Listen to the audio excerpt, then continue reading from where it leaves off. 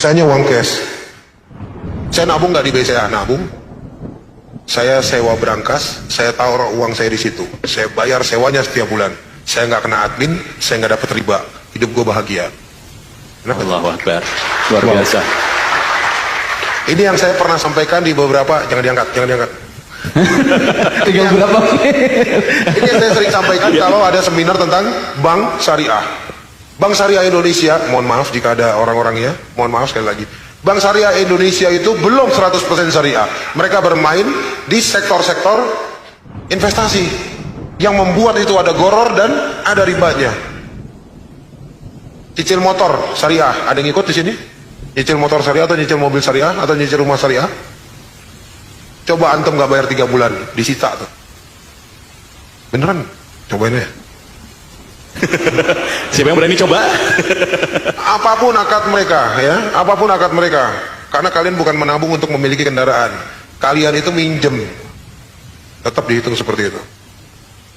Makanya sistem syariah di Indonesia nggak ada yang lolos dari riba. Oke, saya ada sedikit namanya dompet madani. Saya bikin itu dulu aplikasi khusus buat mualaf. Mualaf kan kalau datang, sorry ya, sedikit cerita. Minta waktu ya, timekeeper. Jadi mualaf itu kalau datang ke kami, itu minta uang, lapar, minta uang, sakit, minta uang anaknya mau sunat, apalah segala macam. Orang banyak nasihatin saya, kok itu mualaf dikasih pancing, jangan dikasih ikan. Ya itu paling umum lah ya, bener. Common sense di Indonesia ya kan. Sekarang dia itu bukan nelayan pak, bukan tukang mancing ikan, dikasih pancing, dikasih kail, disuruh mancing di situ. Yang ada ikannya ditombak sama dia sama mancing-mancingnya. Ujungnya balik lagi ke kita, Minta lagi. lapar. Lagi. Pancingnya mana? Saya buang. Nah ini dilematiknya. Nah saya bikinkan dompet madani. Dompet madani itu saya bikin, kita dapat dari PLN, alhamdulillah. Dikonfirmasi kemarin sama orang PLN di Halal Expo. Kita penjual token listrik termurah di Indonesia. Luar biasa. Ada yang ngisi pakai token? Saya pakai token. Saya Berapa biasa ngisi? Antara 50, 100. Oke, berapa biaya adminnya?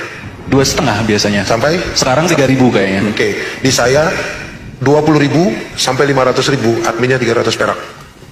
Wow. Luar biasa. Oke, itu 1 juta adminnya 75 perak. Semakin turun berarti. Semakin turun.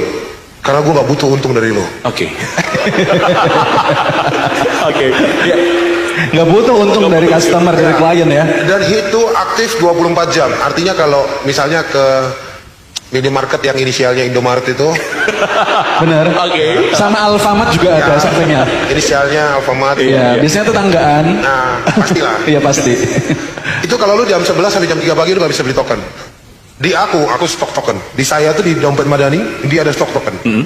Jadi antum ngisi jam 12, tetap jalan. Dan semua saldo yang disimpan di situ sama sistemnya seperti saya nyimpen saldo di BCA. Saya nyewa berangkas, saya masukin duit di situ. Terus saja seperti itu. Nanti akhir bulan rekapitulasi pemakaian saldo, saya tarik dari situ. Kamu isi lagi bulan depan, tak masukin lagi ke situ. Artinya apa? Uang itu bebas goror, bebas dari riba.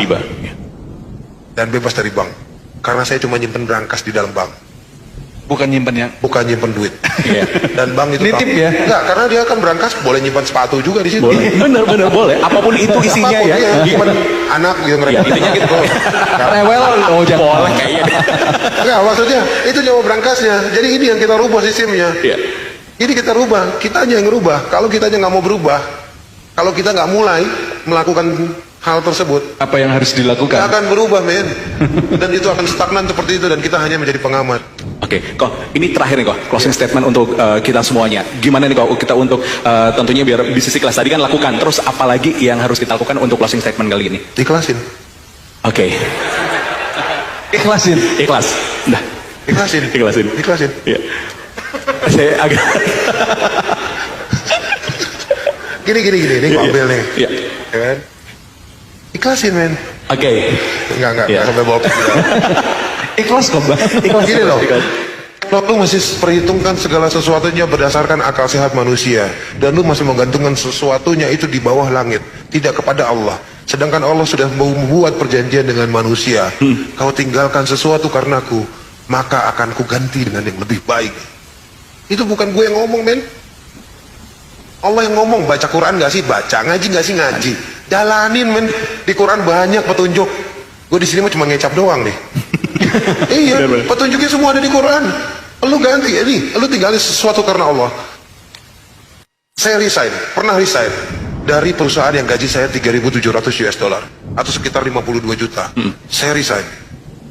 Dan Allah ganti dengan gaji sekarang 5.200. 2 kali lipat langsung. Saya kerja di perusahaan asing, saya membawahi satu Asia, bawaan saya ada satu Asia. Saya menguasai di sini 14 negara, termasuk Cina. Dan Allah ganti itu dengan cara yang sangat mudah. Lu tinggalin sesuatu karena Allah, Allah ganti berlipat-lipat. Percayalah, tinggalkan riba karena Allah. Bisa. Masalahnya yakin apa nggak yakin? Iya. Aduh, ntar anak istri makan apa? Iya. Ntar cicilan, iya, Bener-bener. ini itu segala macam. Enggak lah. Better nggak punya rumah di dunia tapi punya rumah di akhirat. Kalau rumah lu dunia cuma karena nyicil, di akhirat boro-boro rumah dapat. Di sidang lama. Iya. Kendaraanmu cicil di dunia, nanti di akhirat emang Allah nggak nanyain. Setiap riba yang kita kasih makan ke anak istri kita, setiap riba yang dihasilkan oleh kalian dan dikasih makan ke anak dan cucu kalian, Allah emang nggak nanyain? Nanyain. Riba yang kalian tanam dan menjadi sesuatu yang akhirnya majemuk menjadi sesuatu yang besar. Dan terus kalian nafkahin keluarga kalian dari situ dengan alasan dalih apa? Kita ini bebas riba, kita udah nggak pakai bank. Tapi modal itu usaha untuk ngasih makan keluarga dari mana? Emang Allah nggak nanyain dari situ? Nanyain loh. Hati-hati. Ya, kita jangan sampai terpleset. Jangan sampai kita yang terpleset. Jadi better nggak punya rumah di dunia daripada lu di akhirat melarat. Serius. Kan Rasulullah juga bilang kan, ya Allah matikan aku dalam keadaan miskin. Dan kenapa selalu kita kembangin terus di Mualaf Center, berkembang banyak program selalu seperti itu. Ini kameramen juga anak Mualaf Center nih, Eko Patrio. Jadi kita selalu minta sama Allah. Ya ini yang sering saya ulang. Yang untuk minta buat closing kan. Tiap pagi habis sholat subuh doa. Ya Allah, jika hamba sudah tidak lagi berguna untukmu dan agamamu, matikanlah hamba. Minta seperti itu sama Allah. Kalau antum semua sudah tidak lagi berguna untuk Allah, minta dimatikan. Karena sisa hidup kalian hanya dosa nantinya. Kalian hidup dalam kebenaran yang semu. Kalian anggap itu benar, padahal itu dosa besar. Ya, riba itu tidak disebutkan sama Rasulullah secara gamblang dan nyata pada saat beliau menyebutkan dosa-dosa besar. Ya, murtad, durhaka kepada ibu, lalu berzina. Rasulullah tidak menyebutkan zina karena dosa zina yang paling ringan adalah seperti berzina dengan ibu kandung sendiri. Jadi dosa riba yang paling ringan itu seperti berzina dengan ibu kandung sendiri. Jadi langsung dapat 2 itu. Kalau orang anggap itu enteng, ya riba dilakukan.